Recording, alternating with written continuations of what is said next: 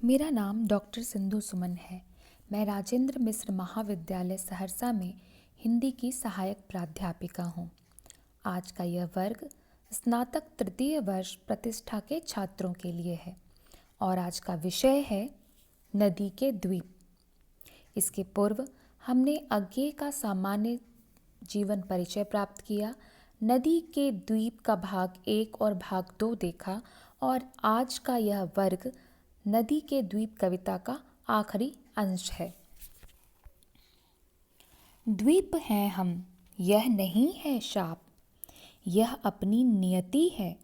हम नदी के पुत्र हैं, बैठे नदी के क्रोड़ में, वह बृहद भूखंड से हमको मिलाती है और वह भूखंड अपना पितर है। इसका प्रसंग है कि समाज में व्यक्ति की स्थिति को कवि ने नदी में द्वीप के प्रतीक से अभिव्यक्त किया है। द्वीप होना अभिशाप नहीं है, बल्कि यह हमारी नियति है। समाज के अंग के रूप में ही व्यक्ति का महत्व है। समाज से अलग होकर उसकी कोई पहचान नहीं रहती। अर्थात द्वीप कहता है कि यदि हम नदी के द्वीप हैं तो यह अभिशाप नहीं है, हमारी नियति है। नदी से अलग हमारा कोई अस्तित्व नहीं। यह नदी हमारी जननी है और हम इसके पुत्र हैं। इसने हमें अपनी कोख से जन्म दिया है तथा हम इसकी गोद में उसी तरह बैठे हैं जैसे जननी की गोद में शिशु। जिस तरह माता अपने बच्चों को जन्म देकर पिता से मिलाती है, ठीक उसी तरह इस माता रूपी नदी ने हमें रूप आकार देकर उस भूखंड से मिलाने का कार्य किया है जो हमारा पिता है। द्वीप भी भूखंड है और यह छोटा सा भूखंड उस विशाल भूखंड का ही प्रतिरूप है जिसे हम अपना पिता कह सकते हैं। यहाँ विशेष में हम लिखेंगे कि प्रतीकात्मक शैली का इस्तेमाल किया गया है। अज्ञेय की मान्यता रही है कि जिस प्रकार द्वीप का अस्तित्व नदी से होता है, उसी प्रकार व्यक्ति का अस्तित्व समाज से होता है। कवि अपनी व्यष्टि चेतना को तथा अपने अस्तित्व को अलग बनाए रखने का आकांक्षी है। प्रयोगवादी काव्यधारा के प्रमुख कवि अज्ञेय दरअसल अस्तित्ववाद से प्रभावित हैं। नई कविता बुद्धि प्रधान कविता है, वह चिंतन करती है, उसमें भावना का स्थान गौण होता है। यहाँ सरल, सहज और खड़ी बोली का इस्तेमाल किया गया है। अब हम आखिरी पद पर बात करते हैं। नदी तुम बहती चलो, भूखंड से जो दाय हमको मिला है, मिलता रहा है, मांझती संस्कार देती चलो।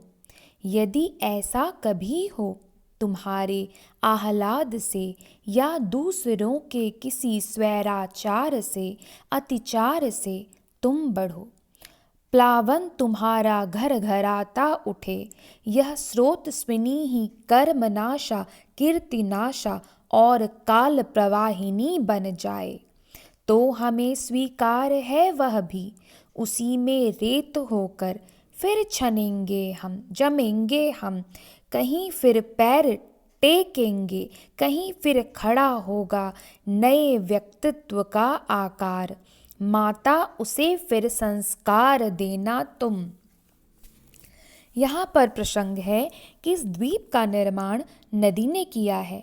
उसे आकार देने वाली, उसे जन्म देने वाली माता नदी ही है, किंतु यह द्वीप नदी में स्थित रहते हुए भी नदी से अलग है।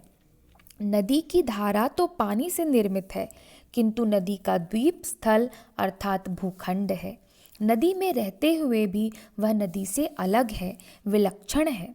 नदी के प्रवाह में वह अपने अस्तित्व की रक्षा कर रहा है, भले ही नदी में बाढ़ आ जाए, किंतु यह द्वीप अंततः फिर उसी में उभर आता है। उसे पुनः नवीन संस्कार नदी रूपी माता से ही मिलता है। अब हम व्याख्या की ओर बढ़ते हैं।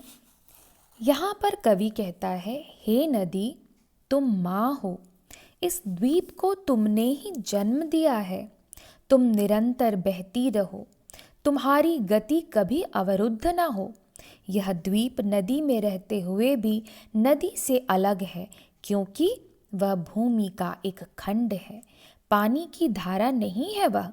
यदि नदी उसकी माता है तो भूखंड उसका पिता है।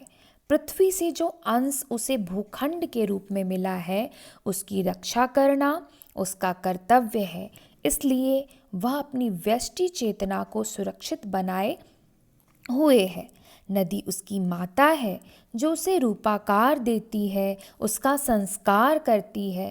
द्वीप कहता है कि यदि नदी में किसी कारण से बाढ़ आ जाए, जो किसी स्वेच्छाचार अतिवाद का ही परिणाम हो सकती है, तथा यह निर्मल जलधारा वाली नदी कर्मनासा या कीर्तिनासा की भांति प्रबल होकर विकराल एवं विनाशकारी बाढ़ से युक्त हो जाए, तो हमें वह स्थिति भी स्वीकार करनी होगी।